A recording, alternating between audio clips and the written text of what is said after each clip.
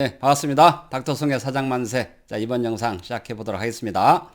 자, 이번 영상의 주제는 쌓여만 가는 이익 잉여금, 더 빨리 증가하는 세금. 자, 이런 주제로 한번 나눠볼까 합니다. 자, 법인 잉여금 증가와 관련해서 이제 많은 이제 세금들이 있죠. 그 세금들을 하나씩 알아보도록 하겠습니다. 먼저 주주 배당을 할 수가 있죠. 배당을 하면 이제 배당 소득세는 6에서 45%, 자, 종합소득세 한 부분이기 때문에 6에서 45%까지 나올 수가 있고요. 두 번째 또 주식을 증여를 할 수가 있죠. 배우자한테 증여를 할 수도 있고 또 자녀들한테 증여를 할 수도 있고, 주식 증여를 할 경우에는 증여세가 10%에서 50%까지 이렇게 나오게 됩니다. 그리고 또 상속이 개시될 경우에도 마찬가지로 상속세가 10에서 50% 이렇게 나오게 됩니다. 그런데 또 주식을 양도할 경우도 있습니다. 주식을 사고 파는 거죠. 이렇게 주식을 양도할 경우에는 양도소득세가 20에서 25% 이렇게 나오게 되는데, 과세 표준 3억까지는 20%, 3억 초과분에 대해서는 25% 이렇게 나오게 됩니다. 자산의 증가 속도보다 세금의 증가 속도가 훨씬 빠르다라는 것을 꼭 상기를 해야 되고요.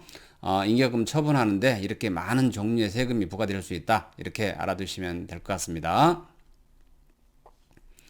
그러면 이제 법인 잉여금이 쌓이기 전에 꼭 이제 해야 할 일들이 있습니다. 한번 보도록 하겠습니다.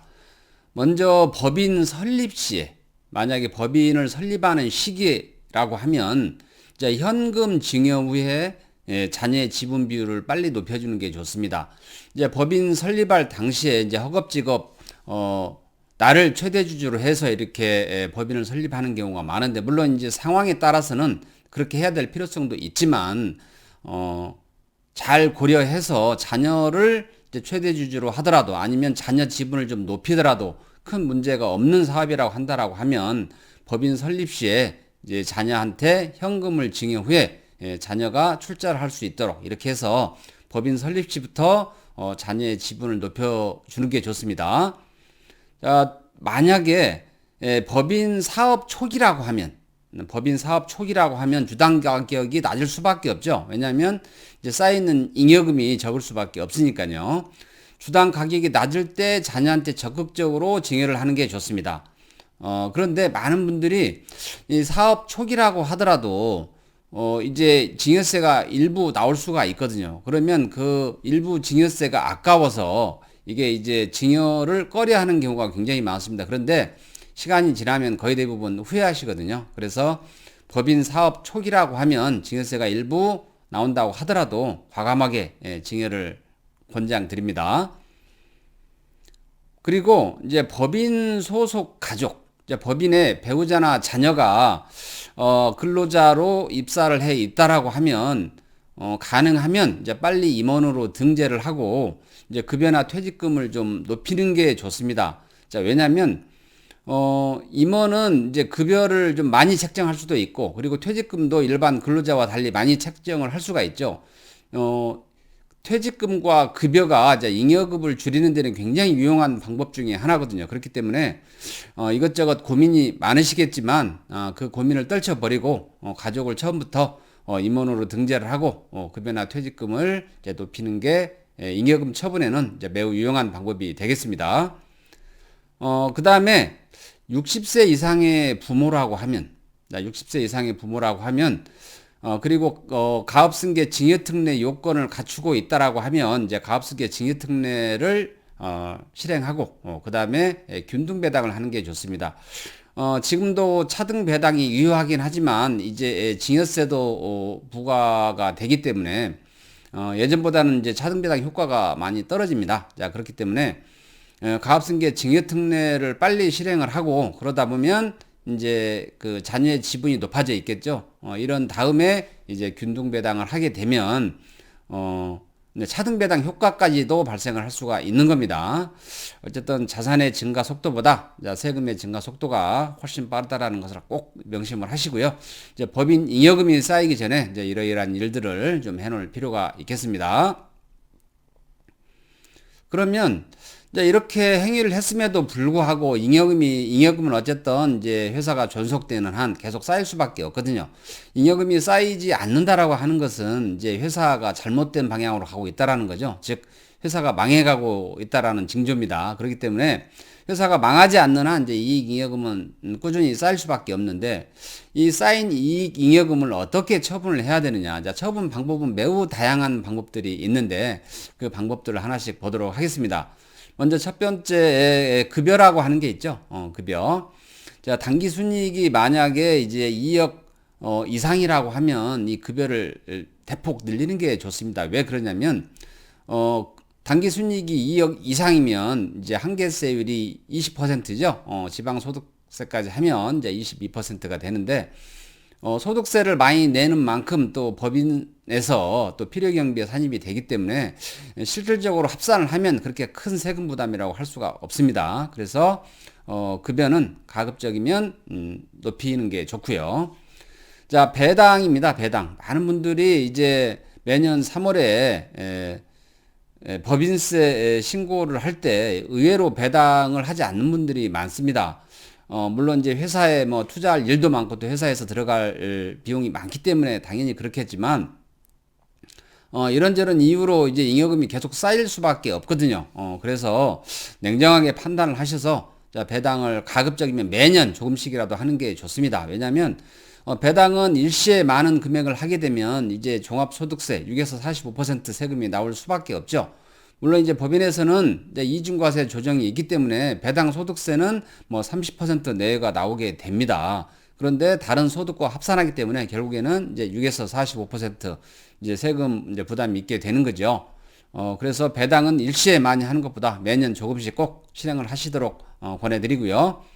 그 다음에 퇴직금입니다. 퇴직금은 잉여금 처분하는데 가장 좋은 방법 중에 하나입니다. 이제 퇴직금은 소득세로 부과하는 최대한의 이제 퇴직금을 책정을 하는 게 좋습니다.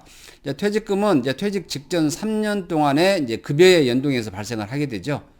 그렇습니다. 그래서 퇴직 직전 3년 동안에는 가급적이면 급여를 좀 많이 책정을 하는 게 좋고요. 그리고 2019년까지는 3배수, 2020년도부터는 2배수까지 퇴직 소득세로 부과가 됩니다. 가능하면 거기에 맞춰서 해 주시는 게 좋고요. 그 다음에 이제 감자입니다. 감자는 이제 주주총회 특별 결의 및 채권자 보호 절차를 지켜야 되거든요. 그런데 뭐 아주 특별한 문제가 없다라고 하면 감자를 하는데도 문제가 없습니다. 그래서 이제 불필요하게 과거에 사업을 하기 위해서 이제 증자를 해 놓는 경우가 많거든요. 그래서 자본금이 너무 많다라고 판단되는 경우에는 이런 경우에는 뭐 액면 감자를 하게 되면 이제 세금 없이도 또 잉여금 처분이 가능합니다. 그렇기 때문에 주주총회 특별 결의 및 채권자 보호 절차가 있다고 하더라도 필요하면은 감자를 통해서 또 잉여금 처분을 할 수가 있고요. 그 다음에 이익 소각이 또 있습니다. 자, 이익 소각은 2023년도부터는 이제 징여 후 이제 1년 경과 후부터 소각을 해야 한다라는 거, 이렇게 세법이 변경될 예정이고요. 이익 소각은 뭐 징여 후 이익 소각도 할 수 있고, 그 다음에 징여를 하지 않고 액면가로 또 이익 소각을 할 수도 있습니다. 다양한 방법의 이익 소각이 있기 때문에 이 이익 소각은 또 내용이 어렵고 또 복잡하기 때문에 따로 영상을 제가 만들도록 하겠고요. 어쨌든 잉여금 처분 방법 중에 이익 잉여금이 매우 좋은 방법 중에 하나다. 이렇게 알아두시면 되겠습니다. 자, 그 다음에 자기주식이라고 하는 방법도 있습니다. 자기주식은 법인이 발행한 주식을 법인이 다시 매입하는 방법이거든요. 그런데 이 자기주식을 취득을 할 때는 이제 상법상 절차나 또는 자기주식 취득 목적에 맞게 취득을 해야 되고요. 그 목적에 맞게 취득을 했으면 또 목적에 맞게 실행을 해야 또 향후에 세법적으로 문제가 발생을 하지 않을 겁니다. 그래서 자기주식 취득을 할 때도 매우 신중하게 진행을 해야 되고요. 자기주식 취득은 일종의 양도로 보기 때문에 양도소득세가 부과가 됩니다. 과세표준 3억까지는 20%, 3억 초과분에 대해서는 25%가 되겠습니다. 그 다음에 이제 마지막으로 무형자산이 있는데요. 이제 법인의 매출, 그리고 소득에 영향을 미치는 이제 무형자산을 가지고 있는 경우가 있거든요. 자, 임원이 가지고 있는 경우도 있고, 그 다음에 대표이사가 가지고 있는 경우도 있는데, 이게 이제 법인의 매출과 소득에 영향을 꼭 미쳐야 됩니다. 그래야만이 이제 감정평가를 했을 때 이제 제대로 된 금액이 나올 수가 있고요. 자, 이런 무형자산을 가지고 있다라고 하면, 자, 이런 무형자산을 자, 법인에 양도를 하고, 자, 잉여금을 이제 가져올 수도 있겠습니다. 자, 그러면 또 무형자산을 양도를 할 때는 이게 이제 기타 소득세로 부과가 됩니다. 물론 기타 소득세도 이제 종합소득세 한 부분이긴 하지만 기타 소득세로 부과를 받게 되면 이제 양도 금액의 60%가 필요 경비로 산입이 되거든요. 세법적으로. 그래서 잉여금 처분에 매우 좋은 방법 중에 하나입니다. 그래서 혹시 유효한 이제 무형자산을 가지고 계시다라고 하면 법인에 양도를 해서 잉여금 처분을 받을 수도 있고요. 그리고 또 이 무형자산은 특허 같은 경우는 7년 동안 감가상각이 됩니다. 그리고 이제 나머지 이 무형자산은 보통 이제 5년에 걸쳐서 감가상각이 이루어지기 때문에 또 법인의 필요 경비에 산입이 되죠. 그래서 법인세 절감에도 도움이 되고 잉여금 처분에도 도움이 되는 매우 좋은 방법 중에 하나입니다. 여건이 되신다라고 하면 꼭 한번 실행을 해보라고 권해드리고 싶고요.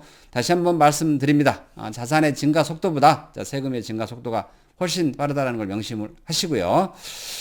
이번 영상 여기까지 말씀드리도록 하겠습니다. 이번 영상 도움이 되셨으면 구독, 좋아요, 그리고 주변에 많은 동료분들과 공유를 해주시고요. 여기서 마치도록 하겠습니다.